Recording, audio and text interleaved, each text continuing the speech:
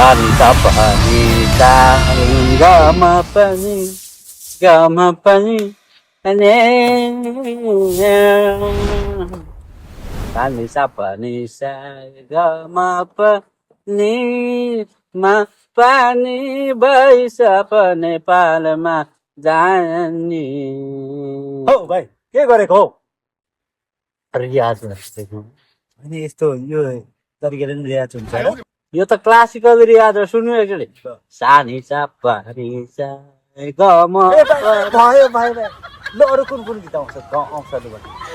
कस्तो चाहियो पप चाहियो कि आधुनिक चाहियो कि के चाहियो अरे तिमीलाई त्यति भन्दिनँ लोकगीत मात्र गाएर सुनाउ त को खेम सेन्चुरी गाउँ जानुलाई ल सेमसेन्स छ लोकगीत त गाउनु पर्यो देउरालीमा ढाजारीमै मनु तै नजा भयो भयो ल भाइ भयो भयो ल ल ल यस्तो तरिकाले नि गइन्छ हामी दिँदैछ त पुरा 2 लाइन पनि गाउनु तपाईँको भोइसै भएन भनेकै मान्दैन यो तरिकाले हुन्छ यसरी नि गइन्छ अर्को कुन चाहियो त कुन पप तर भाइ तिमीले गीत नगाउनु किन पप पप सुन्नु पप पप चौबन्दीमा पटुकी बाँधा चैर भदैमा पोखरीमा भयो भाइ भयो भयो पोखरीमा घाँस काट्नु त दिनु यस्तो तरिकाले नि हुने भयो नि भाइ अर्को म अस्ति यसरी सुतेर म प्लेनमा उडिरहेको हुन्थे ए भगवान् अर्को चाहिँ के चाहियो त ल ल कुन कुन गीत गाउनु आउँछ लु गाएर सुनाउनु अब तपाईँलाई क्लासिकल भयो पप पनि भयो आधुनिक ल एउटा आधुनिक सुनाउनु ल आधुनिक त कुन पो गाउँ हो आधुनिक गीतमा त कुन पो पर्छ होइन तिमीलाई आधुनिक गीत चाहिँ कुन पर्छ भन्ने त्यो थाहा छैन फेरि भोइस अफ नेपालमा जान्छु भन्छ फेरि मान्छे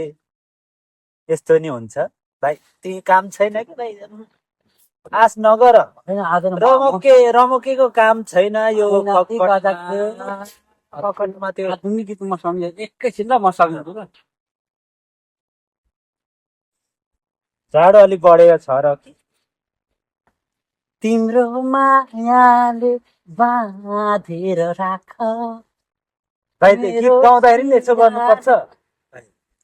कसो चाहिँ गर्ने त कति साह्रो पल गर्नुपर्छ के निचो अनि मायाले बाँधेपछि अनि यसरी बाँध्नु परेन यसरी यस्तो दिँदै हुनुहुन्छ त नि त्यो चाहिँ के निचोरेर निकाल्नुपर्छ होइन निचोरा निकालेको होइन कि मायाले बाँधेको क्या यसरी बाँधेको लगाएर सुनाउनु त तिम्रो मायाले बाँधेर राख मेरो सिरानी हो भाइ यस्तो नि हुन्छ यो यो यो के गरेको भाइ यसरी उडु उडु कहाँ उडी जानु खोजेको भाइ चलचित्रको पनि गीत म त गाइदिन्छु नि फेरि ल भाइ भयो योभन्दा धेरै गायो भने जजहरूले त्यो कुर्सी छोडेर जान्छ होइन अब चारवटै घुम्छ म चारवटै घुम्छ क्या तिमीमा त्यति साह्रो कन्फिडेन्स छ नि अनि म त म त खतरा अन्त नि होइन तपाईँ नछोड्ने नछोड्ने ल त्यसो भए एउटा ल म अरू केही भन्दिनँ रामकृष्ण ढकालको एउटा गीत सुनाएर सुनाउनु त हिरा काट्ने हिरैमा राखेर दुःख काट्ने दुःख के गरे भाइ के गरे यो गीत गाउँदाखेरि नि के गरे यसो गरेको छ यसो गरेको छ के गरेको मलाई भिग्दियो भने हो कि के गरेको अति सेन्टी भयो क्या मलाई कस्तो त्यो मन नदुख हो गीत अब गीतमा गर्न थाल्यो भने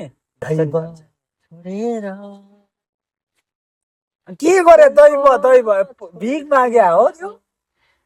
अनि त्यो एक्सप्रेसन कसले पो के गरे यो के गरे पहिरो ल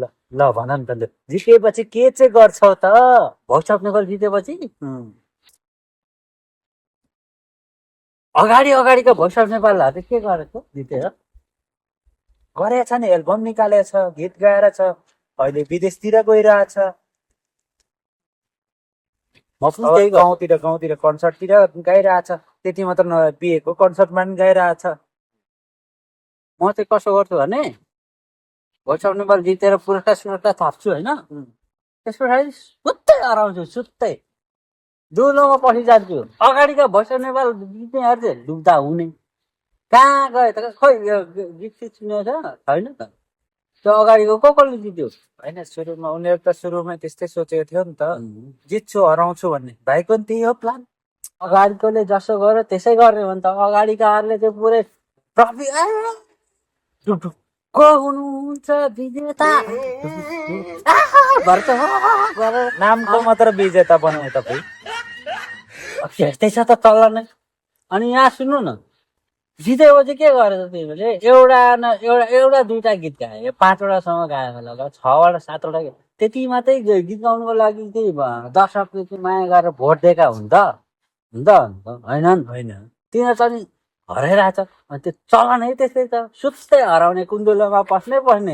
हराउने भने चलनै त्यस्तै छ। के गर्नु त? म पनि त्यसै गर्छु। भनेपछि अरूले घोडा चढ्यो भन्दैमा तपाईँ चाहिँ गधै चढ्नुपर्छ। म त गधा त चढ्ने